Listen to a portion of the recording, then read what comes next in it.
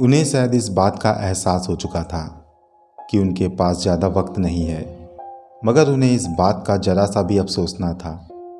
उन्होंने बहुत लंबी जिंदगी गुजार ली थी और उनकी उम्र का कोई भी शख्स अब वहाँ नहीं बचा था। अपने पलंग पर लेटे हुए वो अपने अतीत की यादों में खोए हुए थे, जिसमें उन्होंने बचपन से लेकर जवानी तक की यादों को ताज़ा किया था। यादों के समंदर में खोए रहते हुए उनके चेहरे पर कभी मुस्कुराहट आती, तो कभी आंखों में आंसू आ जाते, तो कभी चेहरे पर अजीब सी संजीदगी सी छा जाती। वो अपनी यादों के समंदर में इस कदर खोए हुए थे कि उनको अपने पास खड़े हुए अपने पोते का होश भी ना रहा। वो 2 बार आवाज़ लगाकर वहीं खड़ा रहा, बाबा, बाबा। उसकी बात का कोई भी जवाब दिए बगैर वो अपनी यादों में ही खोए रहे। फिर उसने अपने हाथ को उनके कंधों पर रख के हिलाया तो उन्होंने उसकी ओर देखा। अरे बेटा, आओ बैठो। उनका पोता हाथ में पानी का गिलास और दवाई लेकर खड़ा हुआ था। वो वहाँ आकर बैठा और उसने उन्हें दवाइयाँ दी। दवाइयाँ खिलाने के बाद वो उनसे कहने लगा, आप फिर यादों के समंदर में खो गए थे, अपने बचपन की यादों में गए थे। उस पर उन्होंने हाँ में सिर हिलाते हुए कहा, बचपन की यादें बहुत ही ज़्यादा प्यारी होती हैं और उन यादों में एक अजीब सी कशिश होती है जिसमें इंसान खोता चला जाता है। वैसे बेटा, हमारे बचपन से लेकर जवानी तक बहुत से अजीब व गरीब वाक़यात हमारे साथ पेश आए हैं। मैं दुआ करता हूँ कि जो कुछ भी हम लोगों ने देखा वो भगवान और किसी को ना दिखाए। वैसे बेटा, मेरे पास अब ज़्यादा वक्त नहीं है। मैं बहुत लंबी ज़िंदगी गुजार चुका हूँ और अब मन करता है कि इस संसार को छोड़ के चला जाऊँ। ये कैसी बातें कर रहे हैं बाबा? उनके पोते ने कहा तो उन्होंने अपने पोते से कहा, ऐसी बात नहीं है। अब मैं बहुत लंबी ज़िंदगी गुजार चुका हूँ। अब इस दुनिया से मन भर गया है। तुम लोगों से मुझे बहुत प्यार है और हमेशा रहेगा। मेरे मरने के बाद भी मेरा आशीर्वाद तुम लोगों के साथ रहेगा। बस बेटा, मैं अपनी ज़िंदगी में बहुत कुछ देख चुका हूँ और मैं चाहता हूँ कि जो कुछ भी मैंने देखा वो और कोई ना देखे। हाँ बाबा, पिताजी बताया करते हैं कि आपने कितनी जहमत उठाई। हाँ बेटा, उसे मालूम है, लेकिन तब तो वो बहुत छोटा था। बेटा, तुमसे एक बात कहनी है। उन्होंने अपने पोते से इस तरह से कहा तो उनका पोता उनसे कहने लगा, जी बताएं बाबा। वो कहने लगे, बेटा, मौत तो एक अटल सत्य है कि हर किसी को एक ना एक दिन मरना ही है और मैं इतनी लंबी ज़िंदगी गुजार चुका हूँ कि अब मुझे इस दुनिया में रहने की इच्छा नहीं करती। मेरा मन कहता है कि अब मैं इस दुनिया को जल्दी ही छोड़कर चला जाऊँगा। ये बीमार शरीर लिए लिए कब तक मैं भटकूँगा। मैं बस इतना चाहता हूँ कि जब मैं मरूँ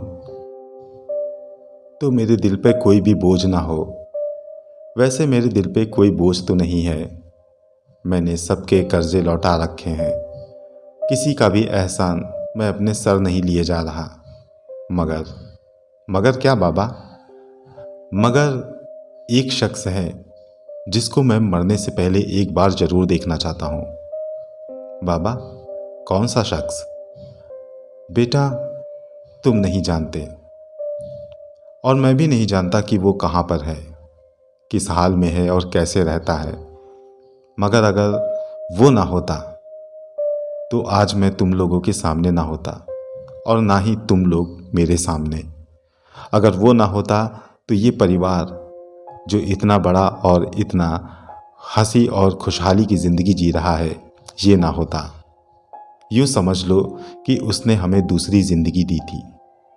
क्या बात कर रहे हैं बाबा? ऐसा कौन था और आप किसकी बातें कर रहे हैं? उसके कहने पर उन्होंने उसके हाथ पे अपना हाथ रखते हुए कहा, वादा करो कि तुम मेरी इस बात का जिक्र किसी से भी नहीं करोगे, ठीक है बाबा? लेकिन ऐसी कौन सी बात है? बेटा, बात ही कुछ ऐसी है। यहाँ बैठो, मैं तुम्हें बताता हूँ। उनके इतना कहने पर वो लड़का अपने दादाजी की बात गौर से सुनने लगा। उनके दादाजी ने उन्हें अपनी आप बीती सुनानी शुरू की। वो कहने लगे, बेटा, बात उस वक्त की है जब इस देश में अंग्रेज़ों का राज था। तब मैं भी 20-25 साल का नौजवान था। मैं अपने परिवार के साथ रहता था। मेरा परिवार बहुत लंबा था। तुम्हारी दादी भी हम लोगों के साथ ही थी। ये उस दिन की बात है जब देश को आज़ाद घोषित कर दिया गया। हम सब बहुत खुश थे। चारों ओर जश्न हो रहा था। मगर इस आज़ादी की खुशी के साथ एक दर्द भी खंजर बनकर हम लोगों के सीने में उतार गया, और वो बंटवारे का दर्द था। देश को 2 हिस्सों में बांट दिया गया था। एक हिस्सा पाकिस्तान और एक हिस्सा हिंदुस्तान के नाम से कर दिया गया था। धर्म के नाम पर झगड़े होने लगे। लोगों ने एक दूसरे को मारना काटना शुरू कर दिया। इंसान के अंदर का राक्षस जाग चुका था।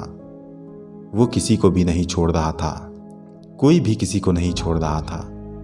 जिसने भी तलवार उठाई, उसने ये नहीं देखा कि सामने बच्चा है, बूढ़ा है या फिर कोई और। वो जिसको पाता उसके सीने में खंजर उतार देता। लाखों लोगों की जानें गईं। कई लोगों को मार डाला। कई औरतों को बेइज्जत किया। लाशों का ढेर बन चुका था अपना ये हिंदुस्तान। धर्म के नाम पर लोगों के घरों में घुस कर लोग एक दूसरे को मार रहे थे। कुछ समझ नहीं आ रहा था कि किस पर भरोसा किया जाए। इस तरह का आलम हो चुका था कि हर वक्त हर जगह मौत ही मौत नजर आती थी। मेरे परिवार को भी मेरे सामने ही मार डाला गया। खून के कतरों में पाँव को भिगोकर मैं, तुम्हारी दादी और तुम्हारे पिताजी वहाँ से भाग निकले। तब तुम्हारे पिताजी बहुत छोटे से थे और तुम्हारे पिताजी की 2 बहनें भी थीं। हम लोग किसी तरह वहाँ से भाग निकले थे। हम लोगों के पीछे वो वहशी लोग लगे हुए थे। किसी तरह से बचते बचाते हम अपना घर छोड़कर बहुत दूर निकल आए। जहाँ भी जाते वहाँ चीख और पुकार सुनाई देती। जले हुए लोग, जले हुए घर, जहाँ नज़र जाती वहाँ तक लाशें ही बिछी रहती। हमें समझ नहीं आ रहा था कि हम क्या करें। ऐसा लगता था कि अब मौत आई। मैं तुम्हारी दादी और तुम्हारे पिताजी के साथ एक घर में चला गया। वो घर किसी ऐसे इंसान का था जिसका कत्ल उसी घर में हो चुका था। इस दंगे में वो भी मारे जा चुके थे। हम लोग उन्हें देखकर डर से गए, मगर किसी तरह वहाँ पर रुके रहें। मुझे तुम्हारे पिताजी और तुम्हारी दादी को बचाना था। हम लोग हिम्मत करके वहाँ पर रुके रहें। भगवान ऐसी काली रातें किसी को ना दें। हर रात कहीं ना कहीं से आवाज़ें होती। वो आवाज़ें लोगों की चीखों की होती। कभी बच्चे चीखते, कभी औरतें तो कभी बूढ़े। समझ नहीं आ रहा था कि इन सब का अंत कब होगा। हम भूखे प्यासे उसी घर में छिपे हुए थे। तुम्हारे पिताजी तब 9 साल के थे। उन्हें भूख लगी तो हिम्मत करके हम लोग रसोई घर में कुछ खोजने लगे, मगर वहाँ पर हमें ज़्यादा कुछ न मिला। हम वहाँ पर उसी रात वहीं पर रुके रहे, मगर पता नहीं कैसे किसी को हमारे वहाँ पर होने की आहट लगी। दंगाई वहाँ भी घुस आए और उनके घुसते ही वहाँ पर अफरा तफरी मच गई। हम वहाँ से भागने लगे। एक दंगाई ने अपनी तलवार तुम्हारी पिताजी की छोटी बहन के ऊपर उठाई, मगर तुम्हारी दादी ने उसे अपनी गोद में ले लिया। तलवार का एक सिरा तुम्हारी पिताजी की छोटी बहन को लगा और उनसे होते हुए तुम्हारी दादी जी के हाथ को उसने जख्मी किया। मगर किसी तरह हम लोग वहाँ से भाग निकले।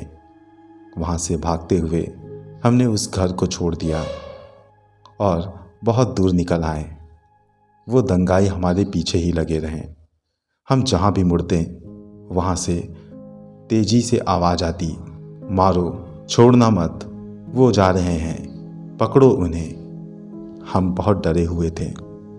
भागते भागते हम एक जगह जा छुपे। ये कौन सी जगह थी हमें नहीं पता, मगर बहुत पुरानी जगह थी। हम किसी तरह वहाँ पर चुपचाप बैठे रहें। दंगाई हमें इधर से उधर ढूंढते रहें और फिर वो सब अपने अपने रास्ते चले गए। हम लोग वहाँ काफ़ी देर तक छुपे रहें। हिम्मत ना हुई कि निकल कर बाहर जाएं। वहीं पर छुपे रहते हुए तुम्हारी दादी तेजी से चीख पड़ी। मैंने उनका मुंह बंद किया। उनकी आंखों में आंसू थे। उन्होंने तुम्हारे पिताजी की बहन को मेरे आगे किया। मैंने देखा कि उसके सीने में तलवार का जख्म था और वो अब सांस नहीं ले रही थी। मेरी प्यारी बेटी इस दुनिया को छोड़कर जा चुकी थी। वो खून से लथपथ हो चुकी थी। हम लोग बहुत गमज़दा हुए, खूब रोए, मगर कर भी क्या सकते थे। उसे इज्जत से हम मिट्टी भी ना दे सके। हमने उसे वहीं पर दफना दिया जहां हम छुपे हुए थे। मजबूरी थी, ऐसा करना पड़ा। दिल पे पत्थर रखकर मैंने तुम्हारी दादी को संभाला और तुम्हारे पिताजी और पिताजी की छोटी बहन को, जो मर चुकी मेरी बेटी से छोटी थी, उसको लेकर हम लोग वहाँ से भी निकल पड़े। हम लोग लखनऊ में अपने किसी रिश्तेदार के यहाँ जाना चाहते थे, मगर दंगों के चलते हम ठीक समय पर पहुँच ना पा रहे थे। हमें कहीं ना कहीं रुकना पड़ता। एक रात हम लोग जब चुपचाप अपने रास्ते जा रहे थे, तभी किसी ने अचानक से हमला बोल दिया। हम लोग वहाँ से भाग निकले। वो तलवार लेकर हमारे पीछे करने लगे। हम जहाँ जाते वहाँ से वो लोग चले आते। हम गलियों में भागते हुए इधर से उधर उन्हें चकमा देने की कोशिश कर रहे थे, मगर वो भी कूदते फांदते हमारे पीछे पड़े हुए थे।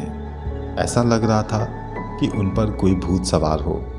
इतनी वहशत इंसान के अंदर मैंने पहले कभी नहीं देखी थी। सभी लोग यही चिल्ला रहे थे, मार दो उन्हें, मार डालो और काट दो उन्हें। उनकी बातें सुनकर हम डर रहे थे। हम भागते हुए एक सुनसान गली में जा पहुंचे, जहां पर सन्नाटा छाया हुआ था। वहां मैंने देखा कि सामने से एक औरत आ रही थी। वो झट से दरवाज़ा खोलकर अंदर चली गई। हम जोर से भागे, ये सोचा कि शायद उस घर में हमें पनाह मिल जाए। हम वहाँ पर गए और तेजी से दरवाज़ा खटखटाने लगे, मगर उसने दरवाज़ा ना खोला। हम उसे रोते हुए उसके आगे गिड़गिड़ाने लगे, मगर दंगाइयों की आवाज़ सुनकर हम सब वहाँ पर ज़्यादा देर ना रुक सके। हम आगे भागने लगे, मगर जैसे ही हम आगे बढ़े, दरवाज़ा खुलने की आवाज़ आई और उसी औरत ने हम सबको अंदर आने को कहा। हम सब झट से उस घर के अंदर चले गए और उसने दरवाज़ा बंद कर दिया। वहीं पर खड़े रहकर उसने चुप रहने का इशारा किया। दंगाइयों की आवाज़ भी वहाँ पर सुनाई दी, जो हमें ढूंढते हुए वहाँ पर चहलकदमी करने लगे, मगर उन्हें इस बात का पता ना चला था कि हम किस घर में घुस गए हैं। वो वहाँ से दौड़ते भागते कहीं और चले गए। कुछ देर के बाद वहाँ पर सन्नाटा छा गया। वो औरत जिसने हमें अंदर बुलाया था, वो आगे बढ़ी और हम लोग को इशारा करके अंदर बुलाया। हम लोग भी उसके पीछे पीछे अंदर चले गए। ये एक अजीब सा घर था, जिसमें चारों ओर अंधेरा फैला हुआ था। सिर्फ चांद की रोशनी ही वहाँ पर थोड़ी सी रोशनी कर रही थी, मगर कमरों में घुप अंधेरा था। वो हमें उस मकान के पिछले हिस्से में ले गई, जिसके एक कमरे में बहुत ही ज़्यादा अंधेरा लग रहा था। उसने हमें वहाँ बिठाया और हमसे कहने लगी, आप लोग यहीं बैठिए और ज़रा सी भी आवाज़ ना करिएगा। दंगाइयों को अगर पता चला तो वो यहाँ भी आ सकते हैं। आप लोग बैठिए। अगर आप लोगों को भूख लगी हो तो मैं कुछ खाने को लाऊं। हम लोग एक दूसरे का मुंह देखने लगे। फिर तुम्हारी दादी ने कहा, हमें कुछ दें या ना दें, हमारे बच्चों को ज़रूर दे दें, ये बहुत भूखे हैं। उसने तुम्हारे पिताजी और उसकी छोटी बहन को देखा, फिर कहने लगी, ठीक है, मैं अभी आती हूँ। वो वहाँ से चली गई। हम लोगों ने चारों ओर नज़र दौड़ाकर उस घर को देखा। बड़ा ही पुरस्कार घर लग रहा था। कुछ देर के बाद वो हाथ में कुछ बर्तन लेकर हमारे कमरे में दाखिल हुई। खाना देते हुए उसने कहा, ये लो, इसमें खाने की कुछ चीज़ें हैं, आप सब भी खा लीजिए और बच्चों को भी खिला दीजिए। हमने बर्तन पकड़कर उसका धन्यवाद किया। कहने लगी, इसमें धन्यवाद की कोई बात नहीं, बस आप लोग होशियार रहिएगा, आवाज़ ना करिएगा और ज़्यादा रोशनी भी ना करिएगा। ये कहकर उसने बर्तन रखे और फिर लालटेन उठाकर उसे बहुत ही हल्का सा रोशन कर दिया। उसने कहा, जल्दी से खाना खाकर आप लोग इसे बंद कर दीजिएगा। अगर किसी चीज़ की ज़रूरत हो तो मैं इस सामने वाले कमरे में हूँ, धीरे से कुंडी खटखटाइएगा या आवाज़ लगा दीजिएगा। ये कहकर वो वहाँ से निकल के उस अंधेरे कमरे में चली गई। उसकी बातों से तो ऐसा लग रहा था कि जैसे वो कोई नौजवान लड़की हो।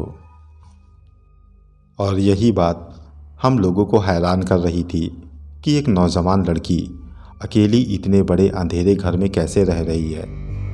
फिर हमने कहा, हो सकता है दंगे में इसके साथ भी कुछ बुरा हुआ हो। हम लोगों ने खाना शुरू ही किया कि तभी तुम्हारी दादी ने हमें रोक दिया। कहने लगी कि ऐसा तो नहीं कि इसमें कुछ मिला हो सकता है ये भी दंगाइयों से मिली हो, वरना कौन लड़की इतने अंधेरे घर में और इस माहौल में ऐसे रुक सकती है।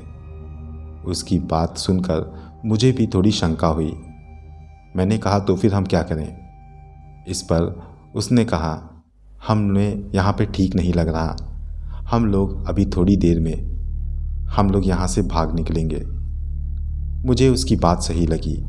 हमने खाना नहीं खाया, कुछ देर इंतज़ार करते रहे।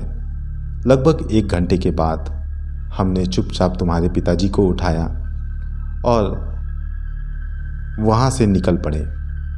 दबे पांव हम लोग बाहर की ओर जा ही रहे थे कि तभी तुम्हारी दादी की चीख निकलते निकलते रह गई। मैंने पलट कर देखा तो वो एक तरफ देखकर कांप रही थी। मैंने देखा कि वो एक अंधेरे कमरे की ओर देख रही थी जिस तरफ वो जवान लड़की गई थी। ये देखकर मैं भी खौफ से कांप गया कि वहाँ पर 2 सफ़ेद आंखें चमक रही थीं। इससे पहले कि हम कुछ कहते, मैंने देखा कि वो आंखें उसी लड़की की थीं। वो चलते हुए हमारे करीब आ गई और हमसे कहने लगी, कहाँ जा रहे हैं आप लोग? हम लोगों ने लड़खड़ाई आवाज़ में जवाब दिया, वो हम लोग यहाँ से जाना चाहते थे। इस पर उसने कहा, अभी देखा नहीं आपने कैसा माहौल है बाहर? आप लोग अभी कहीं नहीं जाएंगे, छोटे बच्चे हैं आपके साथ, कम से कम इनका तो ख्याल करें। आप लोग जाइए, यहाँ पर क्या दिक्कत है आपको? हम उसकी बात का कोई जवाब ना दे सके और हम चुपचाप जाकर अपने कमरे में ही बैठ गए। जब हम अपने कमरे में बैठे तो वो भी जाकर वापस अपने कमरे में बैठ गई। हम लोग वहीं पर बैठे रहे। कुछ देर के बाद वो उठकर फिर हमारे कमरे में आई और कहने लगी, खाना खाया आप लोगों ने? हम लोग एक दूसरे का मुंह देखते रहे। उसने बर्तन उठाया और उसमें से थोड़ी सी खीर निकालकर एक कटोरे में डाली और उसे खा लिया। कहने लगी, अब भरोसा हो गया आप लोगों को, मैंने इसमें कुछ मिलाया नहीं है। ये कहकर उसने बर्तन हमारे आगे कर दिए। हमें शर्मिंदा होना पड़ा।